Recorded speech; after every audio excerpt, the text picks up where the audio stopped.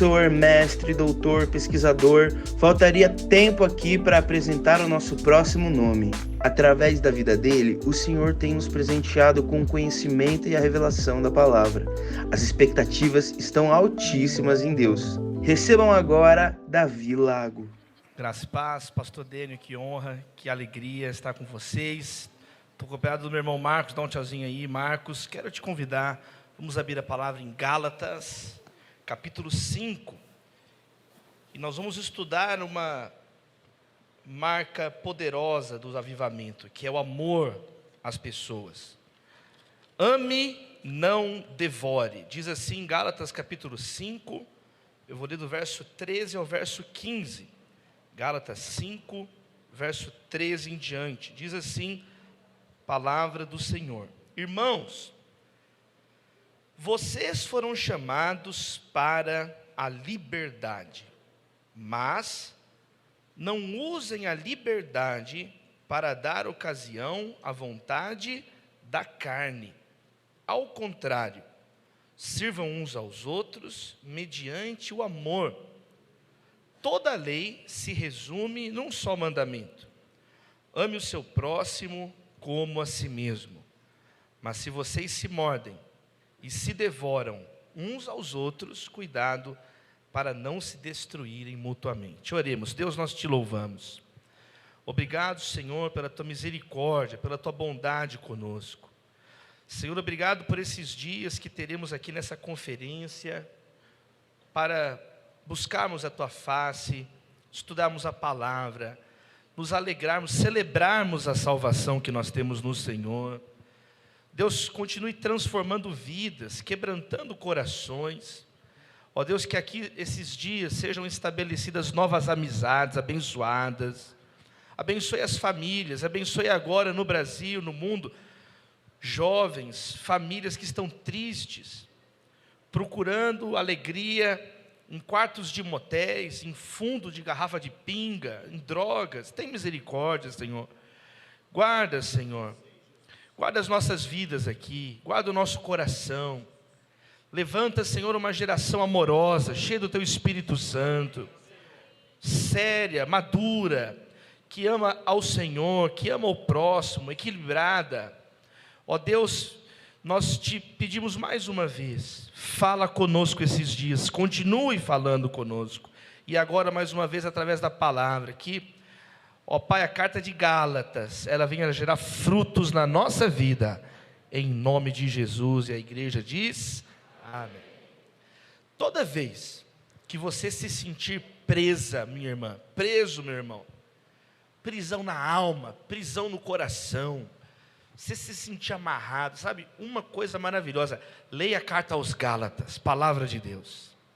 A carta aos Gálatas é uma contundente carta que explica a completa alforria espiritual que nós temos em Jesus.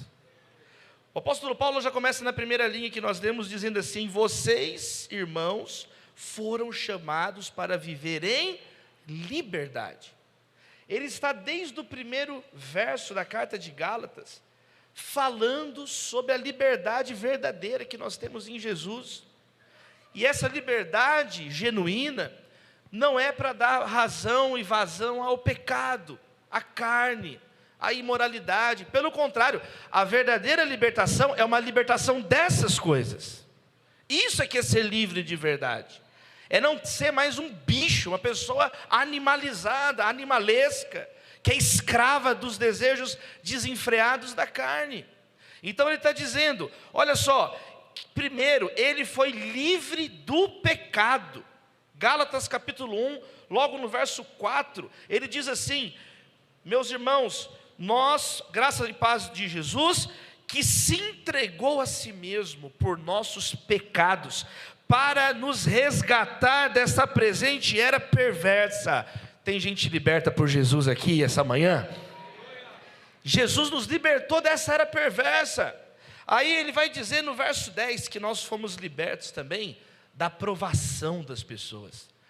Em Cristo você deixa de ser alguém escravizado à opinião dos outros. Olha o que Paulo diz no verso 10 do capítulo 1. Ele fala assim: olha, por acaso eu estou agora buscando a aprovação de homens ou de Deus? Eu estou tentando agradar a homens? Se eu ainda estivesse procurando agradar a homens, eu não seria um servo de Cristo. Então, uma verdadeira pessoa livre, primeiro, ele vive em santidade, pureza. A verdadeira pessoa livre não se importa mais com a opinião dos outros. Ela tem uma importância secundária. O que importa é obedecer a Deus e não a homens. Você não tem que ficar igual um malabarista, preocupado com a opinião das pessoas. Importa agradar a Cristo, amém, queridos? Agradar a Jesus, é o que Paulo está falando. Eu fui liberto da assessoria de marketing, amém, queridos irmãos? Que tem que ficar vendo o risco da minha reputação. Eu não procuro agradar os homens. Ele vai dizer o seguinte, no verso 13 do capítulo 2, eu fui liberto da hipocrisia. Ele vai dizer assim, eu repreendi Pedro, né? Está escrito, os demais judeus também se uniram a ele nessa hipocrisia, de modo que até Barnabé se deixou levar. É a história de Pedro. Paulo era tão maluco, gente, que ele repreendeu Pedro. Só uma pessoa cheia do Espírito Santo fazer isso. Pedro era doido. Pedro arrancou a orelha de um soldado que encostou Jesus. O cara foi chegar em Jesus, Pedro sacou a arma, arrancou a orelha do cara. É a parábola da orelha perdida. Jesus falou, calma, Pedro. Pegou a orelha do cara, colocou a orelha no lugar. Não é assim, como é que vão ouvir se você arrancar a orelha das pessoas? Não é assim, Pedro. Aí Paulo viu Pedro, que perto dos judeus se comportava religiosamente como um judeu. Longe dos judeus, se comportava como um não pagão, um judeu. Aí Paulo falou, peraí, Pedro, você tem que ser a mesma pessoa, porque Jesus nos libertou da hipocrisia. Para com isso. E Paulo estava tão cheio do Espírito Santo que Pedro acatou. Pedro aceitou, Pedro não arrancou a orelha de Paulo. Paulo tinha sido liberto da violência. Capítulo 1 também, né? Aí, voltando ao capítulo 1, no verso 13, né? Ele também fala isso. Ele diz assim, olha só, vocês ouviram como era o meu procedimento no judaísmo. Eu perseguia com violência a igreja de Deus, procurando destruí-la, mas Paulo foi quebrantado pelo Espírito Santo de Deus. Deixou de ser um homem bruto, deixou de ser um homem estúpido. Olha só, ele vai então, gente, Gálatas é muito legal, porque vai mostrando as camadas profundas de libertação que Jesus tem para mim e para a sua vida, amém? Você recebe essa palavra essa manhã? Jesus liberta a nossa vida. Liberta, sabe, de nós mesmos, como Paulo vai dizer no capítulo 3, verso 3, será que vocês são tão insensatos, que tendo começado pelo Espírito, agora querem se aperfeiçoar pelo esforço próprio? Não, em Jesus eu fui liberto de mim mesmo, já não sou eu que vive, Cristo vive em mim. Então Gálatas, cada verso, o tema da liberdade em Cristo é anunciado. Capítulo 4, fala que nós somos libertos dos... Aqui ó, verso 3. Nós éramos, quando menores, escravizados aos princípios elementares do mundo. Deus nos libertou das superstições. Deus nos libertou de crenças sem nenhum sentido, baseado nos desejos dos homens, deuses ilusórios. Mas quando chega no capítulo 5, nós acabamos de ler então no verso 13, que Paulo... Ele vai dizer, olha, vocês foram libertos para viver em liberdade, mas não usem essa liberdade para satisfazer a vontade da carne. Olha que interessante, volta para o começo da carta, quantos perceberam? Ele diz que a pessoa às vezes vai se sentindo tão livre, tão livre, tão livre, tão livre, tão livre, tão livre, que ele diz que tem uma armadilha, a pessoa voltar e falar, peraí, já que eu estou tão livre, eu faço o que eu quero. Não. Então ele amarra o raciocínio, ele amarra o argumento dele dizendo, mas essa liberdade profunda que Cristo dá para nós, peraí, se você agora acha que ficou livre de tudo, que vai fazer o que quer, não, aí você voltou, você caiu de novo. Ele vai dizer, essa liberdade tem um propósito, amar as pessoas, amar a Deus, amar as pessoas, tudo isso, porque ele diz, toda a lei se resume nisso, em você agora amar o próximo, como Jesus ensinou, mas é um amor que não é um amor pecaminoso. É um amor que exorta, é um amor puro, é um amor santo, que Deus reavive a igreja brasileira no amor, mas o amor bíblico. Não ter medo de falar de amor, não ter medo de ser firme, de ser santo, mas uma igreja que não tem medo de abraçar, uma igreja que não tem medo de erguer aquele que está caído. Esse é o propósito da santidade, esse é o propósito da nossa libertação. Senão, Paulo está falando, não tem nenhum sentido. E aí ele usa uma imagem muito forte, que é o tema que eu quero examinar com vocês, porque ele vai dizer o seguinte: olha que forte a imagem que ele usa de animais se matando, animais selvagens devorando uns aos outros. Ele diz assim no verso 15 do capítulo 5: porque se vocês se mordem e se devoram uns aos outros, cuidado, porque vocês vão se destruir mutuamente. Quero destacar 4 lições desse verso 15, porque nesse verso ele usa aqui uma imagem então de animais se matando. Se a igreja não canalizar a libertação dela para o amor a Deus e ao próximo, sabe o que acontece? O ego continua destruindo tudo. Então a primeira lição: sem o amor de Deus, nós somos bestializados. Essa é a primeira lição. Paulo está mostrando aqui que o nosso egoísmo consome tudo ao nosso redor e termina por nos consumir.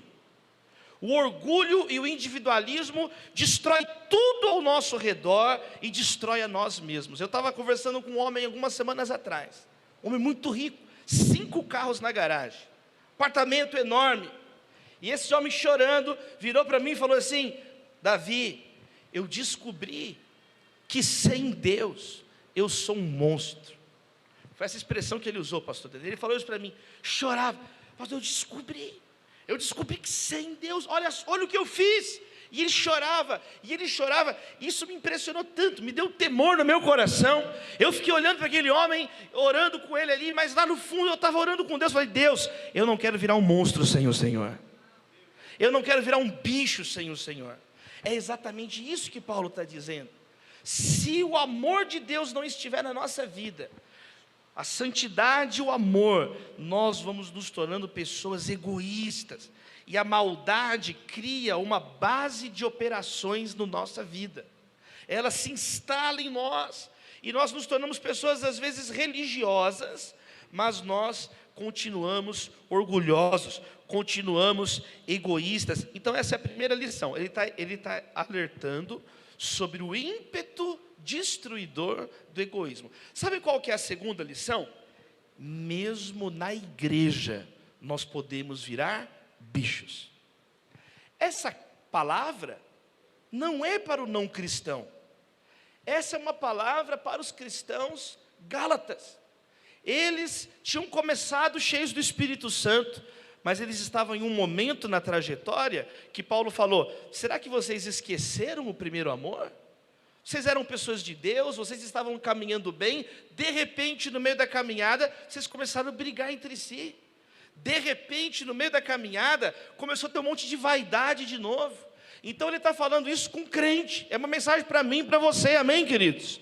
Para nós que estamos falando de avivamento, para nós que estamos buscando a Deus, nós não estamos isentos a nos voltar a ser bicho. Por isso que tem que crucificar a carne todos os dias. Por isso que todo dia Jesus falou: pegue diariamente a cruz e siga-me. Por isso que nós temos que sepultar o velho homem e as vontades da carne todos os dias. Porque senão mesmo na igreja, é aquela velha frase do evangelista Billy Sunday. O Billy Sunday, ele falou assim no começo do século 20, não é porque você entra numa garagem que você vira um carro. E não é porque você está numa igreja que você vira um cristão. Não é porque você está no metaverso que você voa de verdade, meu irmão, calma. Não é porque você está num ambiente abençoado que necessariamente você é abençoado. Não é porque você gosta de ouvir pregações que você de fato é uma pessoa que é abençoada. Tem joio no meio do trigo, tem lobo no meio das ovelhas. E Jesus falou: muitos que dizem Senhor, Senhor, eu preguei no teu nome, eu expulsei demônio no teu nome, eu curei no teu nome, olha só, eu fiz um avivamento no teu nome. Mas Jesus falou: mas eu não te conheço. porque não tem amor na tua vida, é tudo para a tua glória. 1 Coríntios 13 diz assim: ainda que eu dê o meu corpo para ser queimado, sem amor, de nada valeu, porque não foi para a glória de Deus, foi para a própria glória da pessoa. Então é uma advertência para mim e para você, amém, queridos? Mesmo na igreja podemos virar bicho. Sabe qual que é a terceira lição? É que existe uma escalada da agressividade. Tem uma escalada, são 3 etapas que Paulo coloca aqui. Isso foi percebido desde o começo da igreja. Os primeiros teólogos, os pais da igreja, quando eles liam Gálatas, eles já registraram isso. João Crisóstomo, eles percebiam que Paulo está falando que os relacionamentos, mesmo na igreja, podem se deteriorar rapidamente. Ele diz, porque vocês primeiro se mordem. Já viu gente que quando chega perto de você, para conversar com você, era dar um jeito de morder você ou alguém que não está nem lá? Arranca pedaço. Charles Spurgeon dizia que tem pessoa que a língua dele morde mais que o dente. Então, antes de amarrar o diabo, amarre sua língua. Amém, queridos irmãos? A pessoa vai, começa a morder, fala mal do outro. Aquela igreja lá não é bem assim, não. Esse avivamento aí não é bem assim, não. Tem gente fazendo turismo. São pessoas assim, que ficam dando palpite de tudo. Não sabe nem o que está acontecendo. Tudo dá palpite. Tudo é cheio de dar opinião. Gente, você já viu a foto do mundo antes e depois da sua opinião? Já viu como é que é? Não muda nada, é uma coisa impressionante. Então a pessoa, tudo ela quer dar uma mordida. O que Paulo está falando? É uma manifestação do ego. E ele está falando, vocês começam a se morder, um bicar o outro. Está aqui e fala mal da pessoa que nem está aqui, gratuitamente. Ele lança uma palavra, pessoas envenenadas.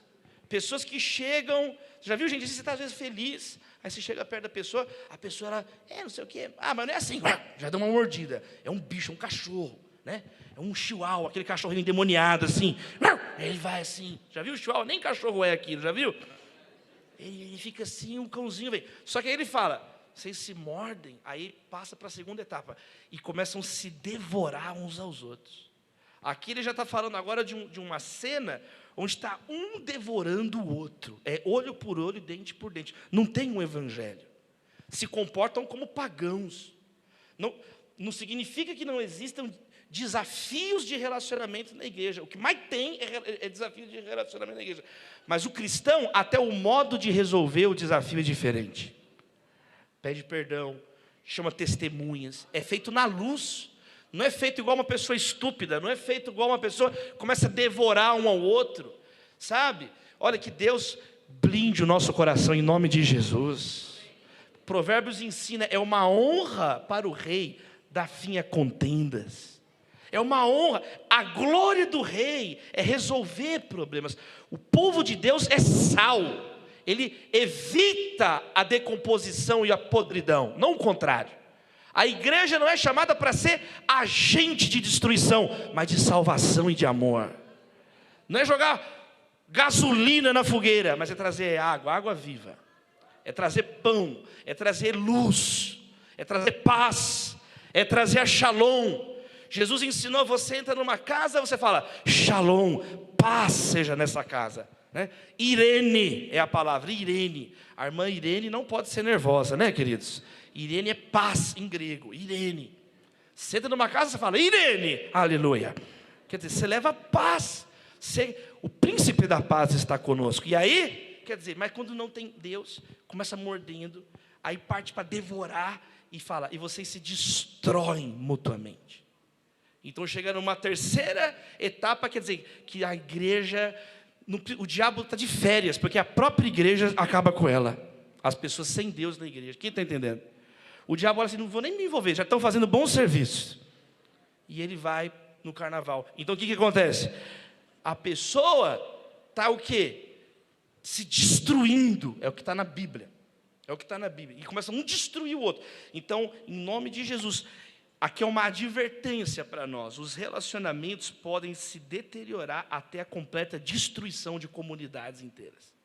E a quarta lição desse verso é isso, é a mútua destruição. Ninguém ganha sem amor na igreja. Todos perdem. O nome de Deus é desonrado. Nós não vivemos de um modo digno do evangelho.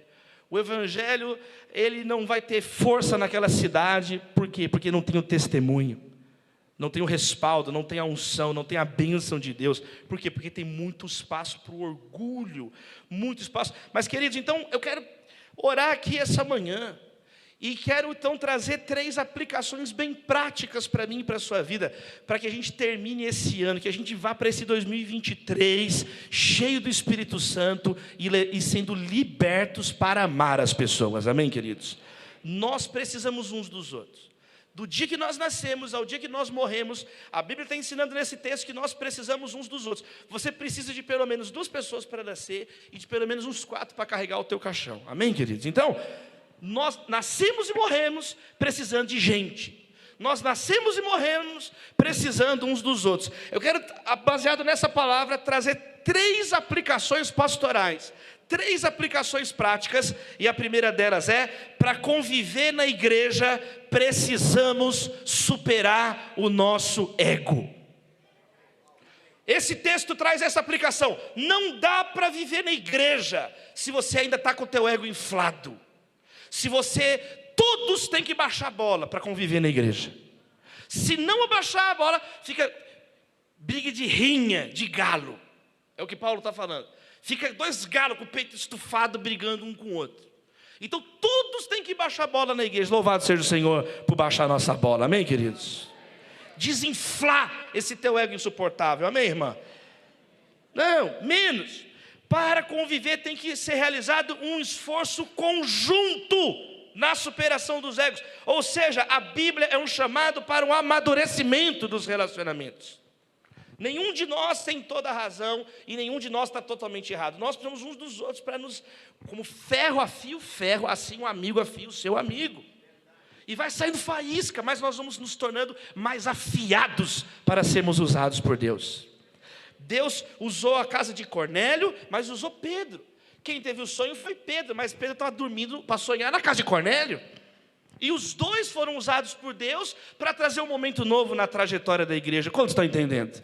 E assim, a capítulo 10 de Atos é uma confusão. Você lê, você não fica, é uma confusão. É um sonho muito louco, um lençol com uns animais. É a arca de Noé no lençol. Então você não sabe se Pedro estava com muita, pesadelo. É uma confusão. Aí no final é uma confusão. Era só Deus falar assim, concorda comigo? É o seguinte, gente, a partir de agora é para pregar para todo mundo. Mas Deus não fez assim. Deus trabalhou nos relacionamentos.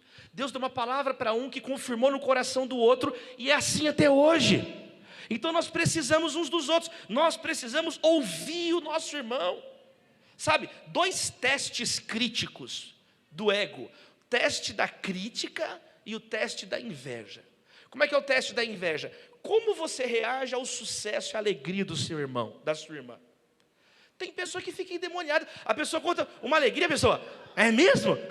Você é a dona Florinda? Sai dela em nome de Jesus. Essa gentalha, o que pensa que é? Não, alegrar com os que se alegram. Cara, glória a Deus pela sua conquista. Sabe, uma pessoa conta uma coisa: não, mas já aconteceu isso comigo também. Eu ganhei prêmio Areté de melhor livro cristão do ano passado. Louvado seja Deus. Aí eu fiquei todo quico, todo tesouro, né? Cheguei com o meu troféu e contei para um colega, que eu não vou falar o nome dele. Falei: olha que legal, cara, eu nem sabia. Chegou pelo correio, eu ganhei o prêmio, eu não estava sabendo. Eu também já ganhei em 1917, em 2017. Eu não te perguntei. Eu estou falando que eu ganhei. Então, é o teste da inveja. A pessoa não consegue celebrar. Que Deus quebrante os nossos corações. Eu quero comemorar, eu quero celebrar a vida do meu irmão. Mas quando tem ego, não consegue. Não consegue. Até a sua tragédia tem que ser maior que a do outro. Puxa vida, eu estou com uma dor no pé, e eu que perdi os 2 pés. Você está endemoniado, meu irmão. Então peraí, Paulo está falando: vamos parar de morder um ao outro. Quem está entendendo? Amém, queridos? O outro é o teste da crítica. Como você reage quando você sofre uma crítica? Você sempre se justifica? Ou você pelo menos escuta? Você tem que pelo menos ouvir. Né? Um dia uma pessoa falou comigo assim: pastor, tem 100 pessoas que convivem comigo que falaram a mesma coisa.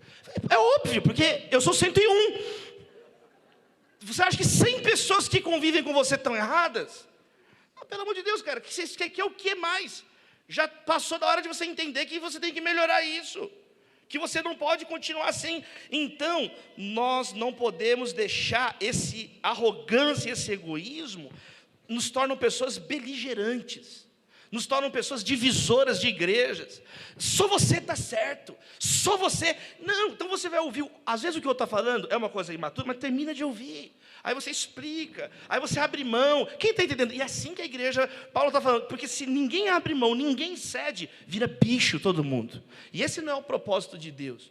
Uma igreja de gente ranzinza, uma igreja, sabe, existem pessoas que são difíceis de conviver, eu reconheço, eu sou difícil de conviver. Né? Um dia eu já contei para vocês um menino que estava orando assim, eu me repreendo em nome de Jesus. Ele mesmo se repreendeu no culto. Isso foi verdade, numa vigília, ele orava, eu me repreendo, eu me repreendo. Tem pessoa difícil de conviver? Tem pessoa difícil de conviver, mas nós não podemos ser pessoas hipersensíveis e nem insensíveis, amém? Hipersensível, não pode falar nada que a pessoa chora. Insensível, ele é bruto, não respeita o sentimento do outro. Não, é encontrar um meio termo, é muito legal que a igreja é a maior escola de relacionamentos interpessoais do mundo. Por quê? Porque Jesus é o maior amigo de todos. Ninguém é mais amigo que Jesus, não tem como você ser o melhor amigo que Jesus. Então nós temos o melhor de todos os amigos. Eu já não chamo vocês de servos, eu chamo vocês de amigos. Jesus nos chama para uma amizade, não é uma amizade virtual, não é uma amizade da boca para fora, é uma amizade verdadeira, uma amizade visceral. Amém, queridos? Uma amizade. Então, em primeiro lugar, nós temos que abrir mão, queridos irmãos. Abrir mão de ficar discutindo quem vai ser o primeiro, quem é o melhor, eu sou mais avivado, como se existisse o avivômetro. Eu estou na escala 9 de avivamento hoje. Você está na escala 10 do inferno, meus irmãos. Porque você está orgulhoso, você fica achando que é melhor que o outro. Então nós não podemos ser assim. Jesus ele acabou com essa discussão no começo mesmo. Quais são as 3 respostas para a oração? Sim, não e espere. Aí tem a quarta, você não tem noção do que você está falando. A mãe de João, Tiago, chega a Jesus. Coloca o meu filho, um na sua direita e o outro na esquerda, quando você virar o rei de Israel. Coloca um de ministro da fazenda, coloca o outro na casa civil. Coloca um no Ministério da Justiça. Aí Jesus olhou aquilo e falou assim, mulher, você não tem noção do que você está pedindo.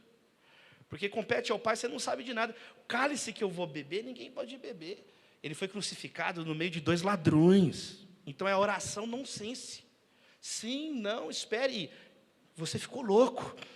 Você não tem noção. Eu vou nem considerar o que você está falando. Então não tem que disputar. O maior é o menor. Os últimos serão os primeiros. O que se exalta será humilhado, mas o que se humilha será exaltado. No reino de Deus é dar espaço para o meu irmão, é considerar o outro maior do que eu mesmo. Por isso que não há espaço para racismo no reino de Deus. Por isso que a igreja ela é chamada para ser a vanguarda nessas questões. Já não há judeu, já não há grego, somos um em Cristo Jesus. Na igreja cristã não tem essa questão do casamento miscigenado, não tem nenhum problema. O que não pode é julgo desigual. É o único impedimento que a Bíblia apresenta no casamento cristão, entre um homem e uma mulher, é o quê? Eu não posso me colocar em julgo desigual. A Bíblia fala em 1 Coríntios 7. Agora, o mais, meu amado irmão, deixa Deus te usar, amém, querido? Então, valorize o outro. Valorize o contrário, né? Quer dizer, é 2 faces da mesma moeda. Eu conter meu ego, simultaneamente, é valorizar o meu irmão.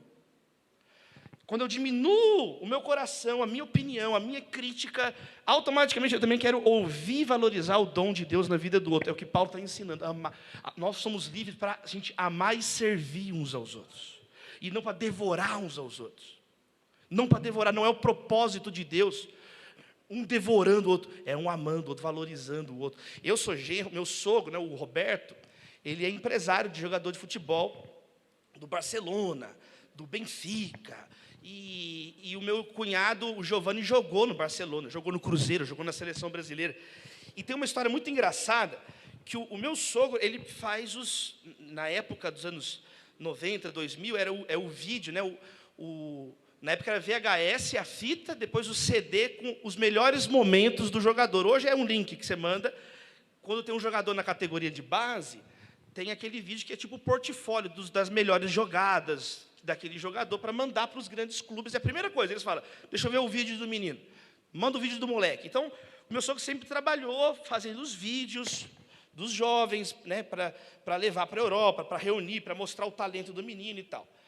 E o meu sogro Roberto, o pai dele, o vô Geraldo, meu sogro-avô, estava velhinho, e um dia o meu sogro falou com o pai dele, o Geraldo, falou, pai, faz o vídeo para esse goleiro aqui, ó. Eu não vou ter tempo, ele explicou, pega essas imagens aqui, junta, e o meu sogro-avô, o vô Geraldo, muito esperto, ele pegou, não, pode deixar comigo, eu vou fazer esse vídeo para você, e ele ficou a tarde inteira preparando o vídeo do goleiro, os melhores defesas do goleiro, e preparou, juntou tudo, e aí meu sogro chegou, e aí, pai? Aí pegou o vídeo, levou para a reunião, chegou lá na reunião do Cruzeiro, todo mundo da equipe do Cruzeiro, os outros agentes da FIFA, da Europa sentados, passou o vídeo do goleiro. Não, vou passar esse cara, ele joga muito. Aí começa ele defendendo. Ele defende um pênalti. Ele defende de costas. Ele defende com a perna. De repente, um frango. Aí todo mundo olhou um para o outro assim. Aí, de repente, continua, ele defende. De repente, outro frango. Aí, de repente, meu sogro foi ficando sem graça. Terminou o vídeo, tinha uns 5 frangos do cara no meio. Aí todo mundo, ele é bom, né? Só uns frangos esse cara aí. Tem de outro goleiro para ver? Aí queimou o goleiro, coitado, né? Chegou no final do dia, meu sogro foi falar com o Geraldo, o pai dele. Pai, o que aconteceu? Por que você pôs os frangos do goleiro no meio? Ele falou, não, tem que ser honesto, não podemos ser hipócrita. Temos que valorizar a parte boa, mas tem que mostrar a parte ruim também. Ele franga. Como é que eu vou mentir e colocar só? Muito simples, o meu avô acabou com a carreira do goleiro. Louvado seja Deus, amém, queridos? Louvado seja Deus. Mas o vô Geraldo, aquele cara assim, não, tem que valorizar. Aquela escola assim, tem que valorizar, mas tem que falar, tem que valorizar. Quem está entendendo? Que Deus nos dê mais sensibilidade, amém, queridos?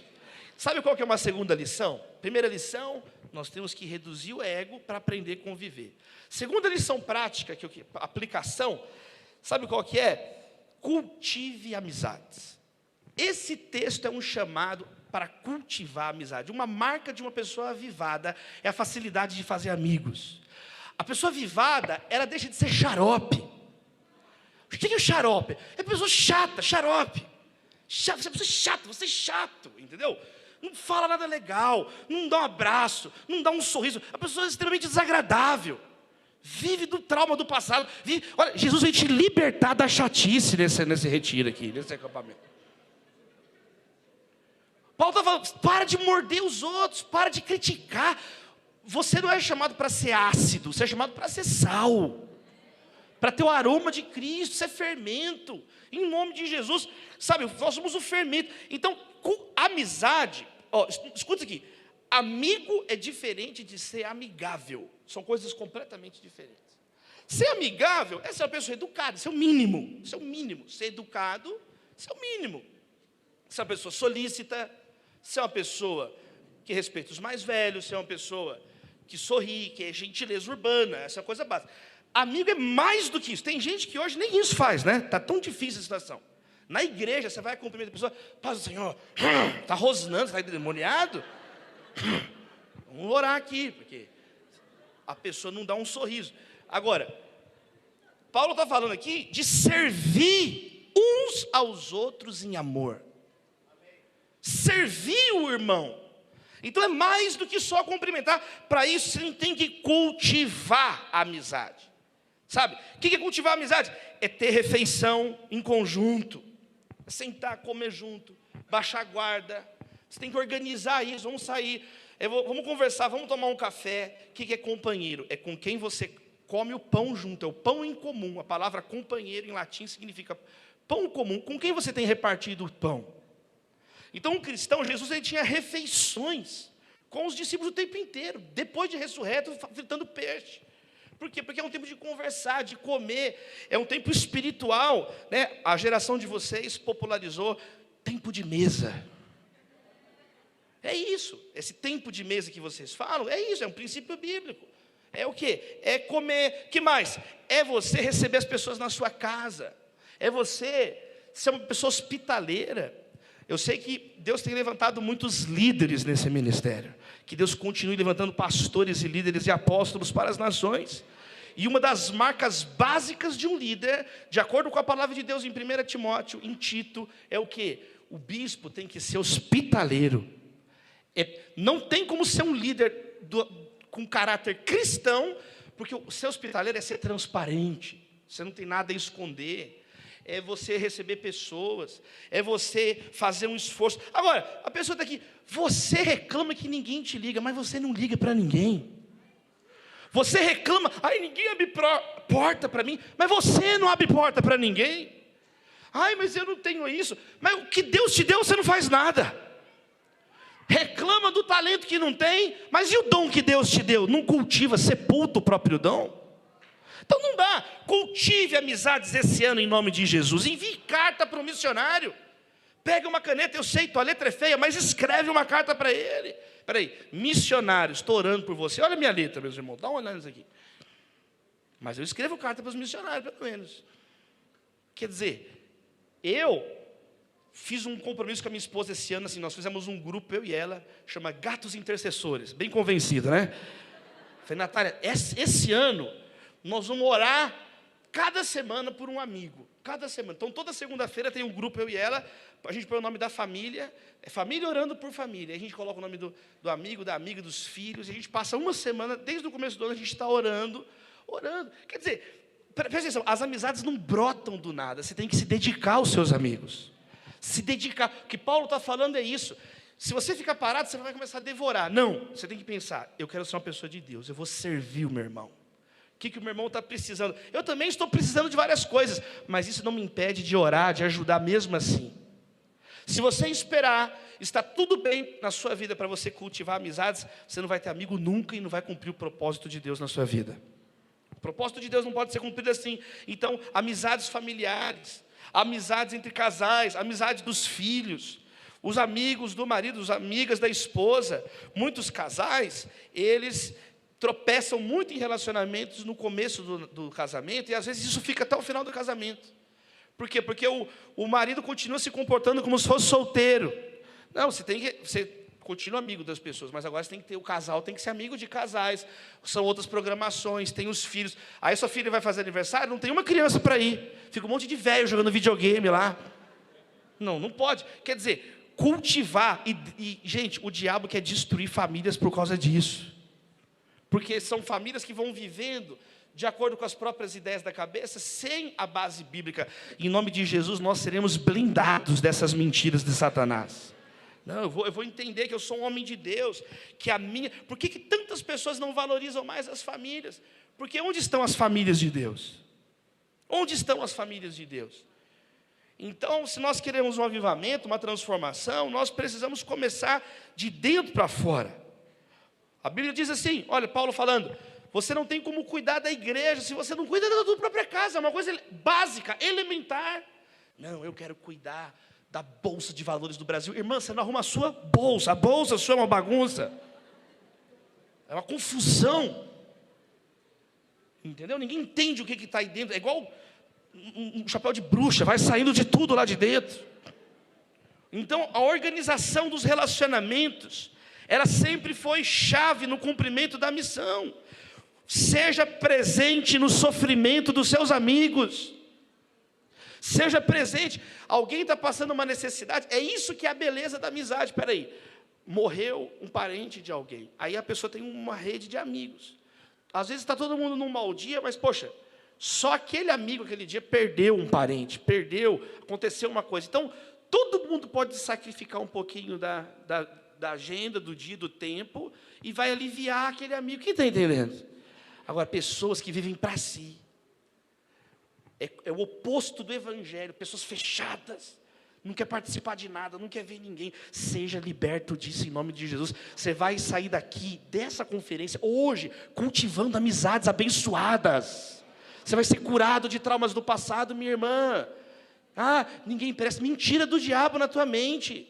Existem pessoas de Deus, existem pessoas que me edificam, que me melhoram. Existe o pastor Dênio, meus irmãos. Você tem que ter alguém para desabafar. Não é do nada que você cria esse lugar. Isso é com dedicação, é você um dia ouvindo, outro dia você vai precisar falar. Um dia você fala, cara, eu vou tirar esse dia para te ouvir, eu quero te ouvir. Mas um dia, quando você precisar, você vai ter alguém que você vai ligar e vai falar, cara, hoje eu preciso abrir o coração. Sabe, hoje, aí você fala assim, cara, eu preciso abrir o coração, e você sai, aquela pessoa, isso é uma amizade, isso é bíblico. A Bíblia fala assim, que na adversidade o amigo vira um irmão.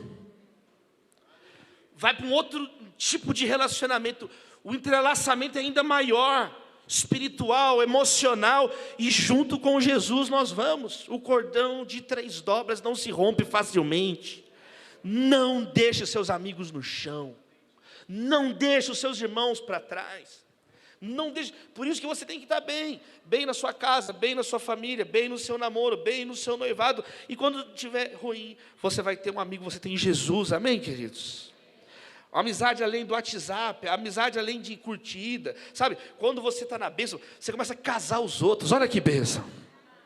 Eu casei 2 viúvos na pandemia agora. Foi uma bênção. Um ficou vivo de um lado, outro do outro. Estou achando, não, vamos juntar vocês. Juntou, está dando tudo certo agora. Conhece uma pessoa num lugar, conhece uma pessoa no outro. Inclusive, estou recebendo currículos no final. Procura o Marcos aqui. Eu vou casando o povo. Para de chorar, você está precisando de casar, cara. Você está precisando, sabe, frunfar, viajar com a esposa. Você é muito chato.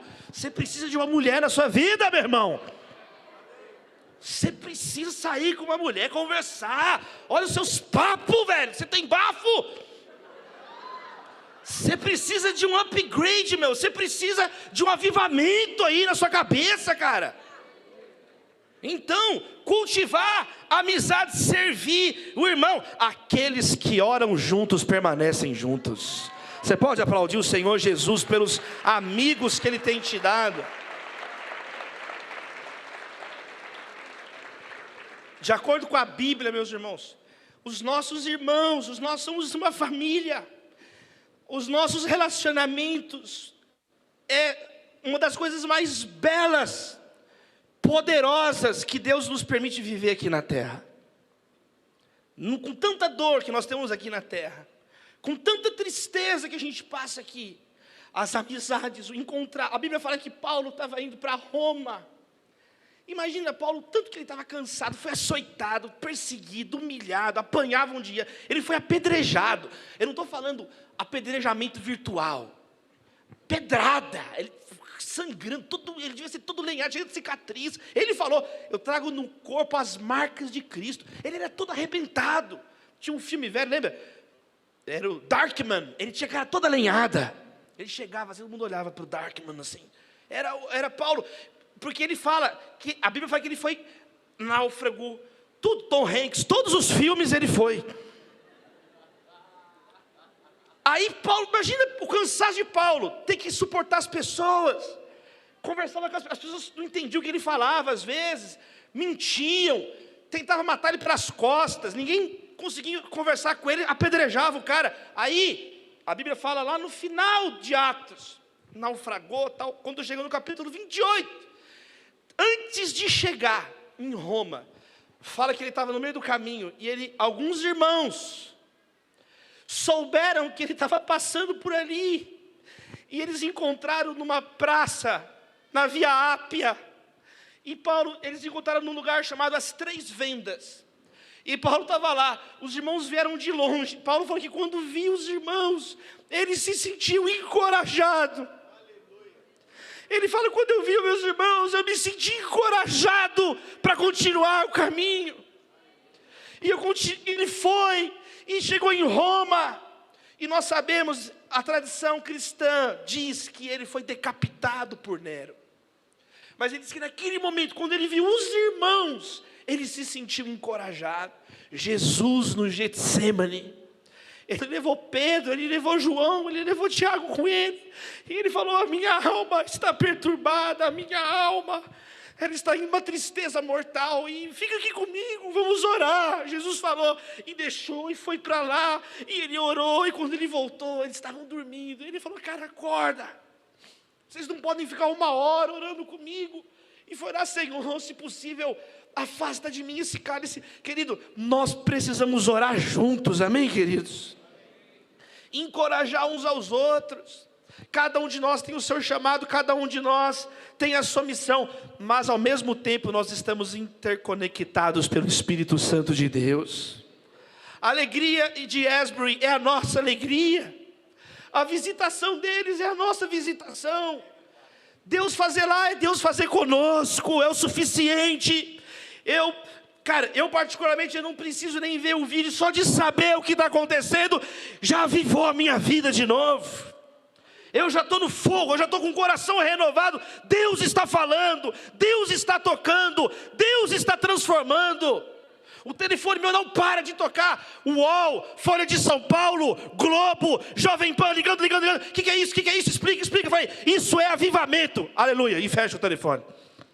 Isso é o povo de Deus celebrando a visitação. O nosso Deus está vivo. Jesus ressuscitou no terceiro dia. E Ele está se movendo na igreja. Quem tem ouvidos para ouvir, ouça. A terceira e última aplicação que eu quero fazer desse texto é que igrejas locais devem amar as outras igrejas locais como a si mesmas. Esse texto é o único texto do Novo Testamento que aplica Levítico 19:18 de modo plural. Levítico 19:18, cada um amará o próximo como a si mesmo. Evandro. E aí isso vai ser citado por Jesus no Sermão do Monte, parábola do bom samaritano. Mas quando chega em Gálatas, vocês têm que servir uns aos outros e não devorar uns aos outros. Vocês têm que amar uns aos outros. Então aqui ele está falando para uma igreja coletivamente, a igreja dos Gálatas, ele está falando tudo coletivo. E aqui tem uma implicação muito maravilhosa. Igrejas amarem as outras igrejas. Ore, meu irmão, ore. Pessoal, Asbury é da tradição metodista, ore pelos metodistas, ore pelos batistas, pelos assembleianos, pelos presbiterianos, ore pelo povo que invoca o nome do Senhor. Clame, Deus abençoe as igrejas, abençoe todos, Senhor, nós somos rebanhos do mesmo aprisco. O problema é quando as igrejas locais, que deveriam ser exemplos de amor, deveriam ser exemplos da graça de Deus, obrigado pastor, deveriam ser exemplos do Senhor, se tornam alcateias de lobos, se metamorfoseiam em alcateias, rebanhos que parecem mais uma alcateia de lobos, lutando por prestígio humano, lutando por poder humano, político, dinheiro. Meus amados irmãos, igrejas desamorosas, insensíveis, sectárias, que se tornam comunidades de picuinhas, rebaixam o evangelho e têm uma mentalidade de competição, uma mentalidade, Jesus nunca falou, pegue sua marca e siga-me. Vai se tornando uma coisa para ganhar dinheiro, vai se tornando uma coisa para aparecer, vai se tornando uma coisa para ganhar like. Você acha que você engana Deus? Você acha que Deus não conhece e sonda as suas motivações? Que Deus purifique as motivações da igreja brasileira, as minhas motivações, as suas motivações. Purifique o nosso coração, porque no final nós vamos ser provados de qualquer maneira. E o que vai ficar? Só aquilo que é de ouro, aquilo que é valioso aos olhos de Deus. Na metáfora de 1 Coríntios 3, o que é de palha, de feno, os materiais que são perecíveis, os materiais que não suportam o ouro, serão destruídos. Agora, o ouro não teme o fogo. O ouro, quanto mais fogo, mais o ouro é purificado. A escória sai. Então, com o que você está construindo a tua vida? É o que Paulo fala para os coríntios, né? A igreja de vocês está sendo construída com que tipo de material? Materiais preciosos, nobres, valorosos? Ou vocês estão construindo no meio, eu sou de Cefas, eu sou de Paulo, eu sou de Apolo. Vocês são um bando de quê que vocês são? De tolo, de nécio, de insensato? Para não falar outra coisa, né, gente? Estou usando a NVI. O que vocês são? Onde está a cabeça de vocês? Não! Eu vou contar 2 exemplos bíblicos para a gente orar. Uma vez, os apóstolos estavam lá, e aí, Jesus, os samaritanos não estão querendo receber a gente. Você quer que a gente faça chover fogo sobre eles? E Jesus falou assim: vocês não sabem de que espírito vocês são e estão falando essas coisas. Eu não vim para destruir ninguém, mas para amar, salvar as pessoas. Então Jesus, ele na hora combateu o espírito de fanatismo destruidor de vidas. Não é isso que eu espero de vocês. Esse espírito não me pertence. O que saiu da boca de vocês não pertence ao meu Espírito Santo. Esse negócio de destruir as pessoas. Não é isso que eu estou ensinando vocês. O outro exemplo, Jesus, lá em Marcos 9, Jesus, encontramos pessoas que estavam expulsando demônio no teu nome, nós impedimos eles, Jesus. Só nós aqui podemos, né, Jesus? Não é para impedir eles se expulsar. Porque ninguém pode expulsar um demônio no meu nome e em seguida falar mal de mim. Não tem uma pessoa que vai dar um copo de água fria para vocês, por vocês me pertencerem, até eles vão receber recompensa. Porque eles, às vezes, entendendo ou não entendendo, eles estão abençoando vocês que são meus discípulos, que são meus amigos. Então Jesus, ele tirou essa mentalidade sectária, de seita, e fala assim: não, as igrejas têm que aprender a orar, ou vocês têm que aprender a orar pelas pessoas, abençoar, se interessar pelas outras pessoas. Provérbios 18, verso 2 diz assim: o tolo não se interessa em aprender, mas só em dar suas opiniões.